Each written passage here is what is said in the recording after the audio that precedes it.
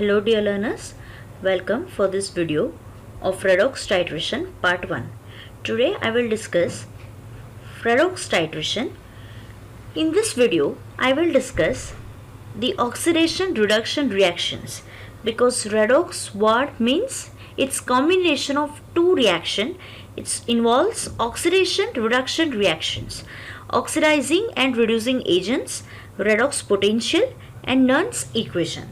So let us start with the lecture. Now first of all we will see oxidation. So what is oxidation? Oxidation means we can say a loss of electrons to an oxidizing agent. For oxidation we have to include oxidizing agent. Okay, so what is oxidation? So it's a loss of electrons. We can say oxidation means loss of electron. Either we can say the loss of hydrogens or we can say addition of oxygen. It's simply oxidation. What is oxidation? Loss of electrons, loss of hydrogen, or we can say addition of oxygen is oxidation. Now, or we can say to yield more positive or higher oxidation state. Means by oxidation we get higher oxidation state. Means oxidation number increases. Now we will see some example. So here first of all the ferrous ion. Now see, the ferrous ion is converted to ferric ion.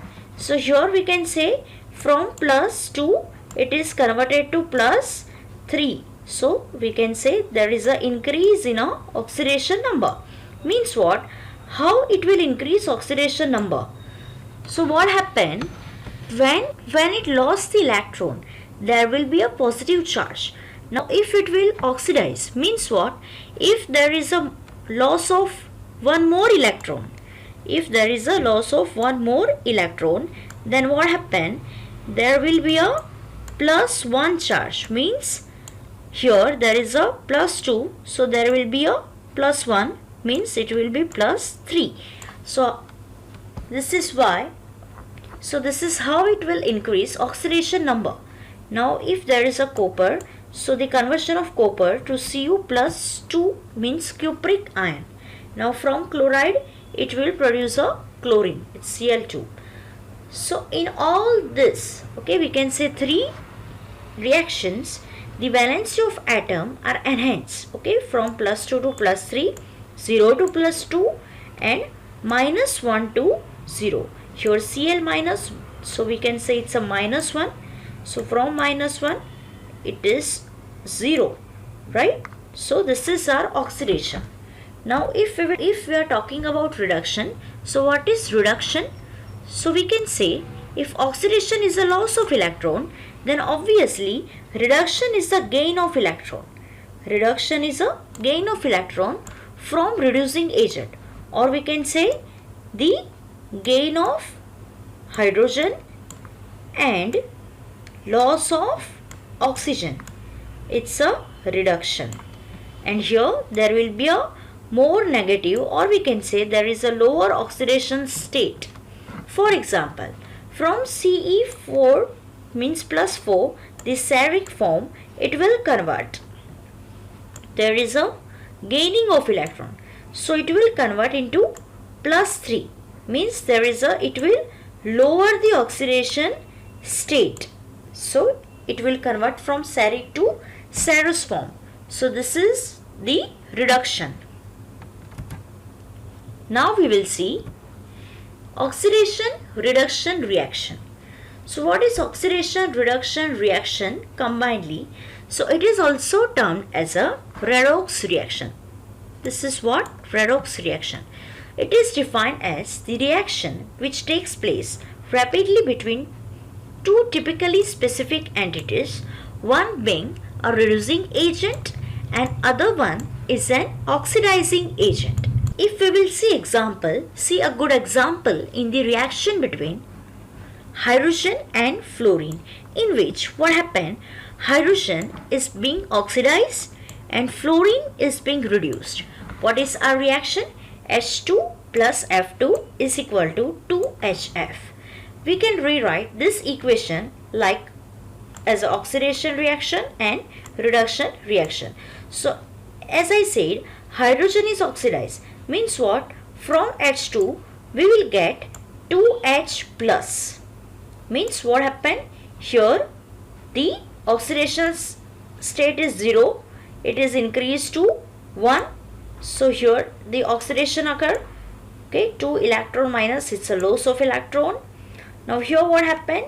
For F2 there is a gaining of electron. So it will produce 2F minus. Okay, there is a lower the oxidation state as well as gaining of electron. So in the above reaction, H2 act as a reducing agent and F2 act as a oxidizing agent. Now we will see what is it actually in detail, what is reducing agent and what is oxidizing agent. So first we will see what is oxidizing agents. So what is oxidizing agent? It is an agent, or we can say a substance that has the ability to oxidize other substances. See, oxidizing agent means what? It will not oxidize itself. But what happened? What is oxidizing agent? It will oxidize the other substances by reducing itself. Okay? To cause them to lose electrons. Common oxidizing agent are oxygen, hydrogen peroxide and halogens. Example, there is a permanganate, chromate, osmium tetroxide, especially the perchlorate. So the species are all oxides. In some cases, these oxides can also serve as electron acceptors. Okay, so if we will see the conversion of MnO minus 4 to MnO2 minus 4, it's a permanganate to manganate. So what is oxidizing agents? It will oxidize the other substances by reducing itself. And what is reducing agent? In a clear way, what is reducing agent? It will reduce other substances by oxidizing itself. Okay, it is an element or compound that loses an electron to another chemical species. Lose the electron to another species means itself it is oxidizing, but it reduces other substances. Okay, it donate the electron means it oxidizing itself and reducing other substances. For example, like alkali metals, alkali earth metals, formic acid and sulfide compounds. So this is all about oxidation, reduction, oxidizing agent and reducing agent. Now we will see a very important thing. It's known as redox potential. So what is redox potential and how we can find it? So redox potential, it's also known as ORP. It's a oxidation reduction potential.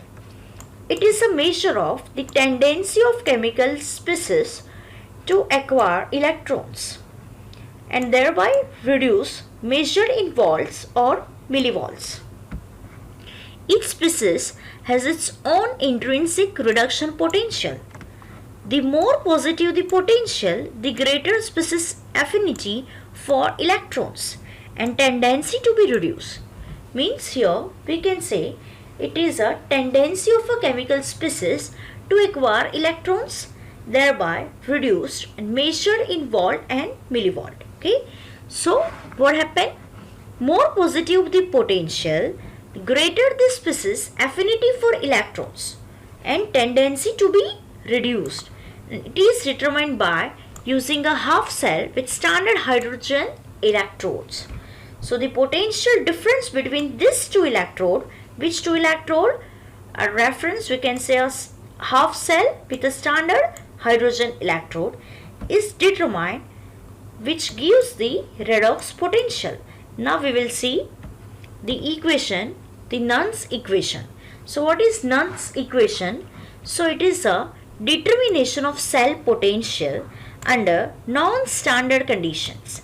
It relates the measured cell potential to the reduction equatant and allows the accurate determination of equilibrium constant. We can say solubility constant. So we can derive the Nernst equation. Is derived from the Gibbs free energy under standard conditions. So this is the equation where here the half cell potential is there, the cell potential is there. The cell potential is there. At standard temperature, we can say this T will be 298 Kelvin, 1.303 RTF term equal to 0.0592 watts. So we can write this equation as E is equal to E0 minus 0.0592 and log 10. So substituting Q means a reaction quotient, oxidation reduction. In equation 2 we get a Nernst equation, means if here there is a Q, we can write a Q over here. So if we want to, here also we can write a Q. So if we will rewrite the equation by substituting this,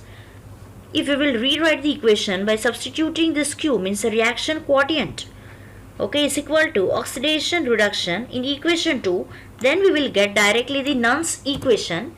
So this is the Nernst equation. E is equal to E0 minus 0.0592 divided by N log 10 oxidation divided by reduction.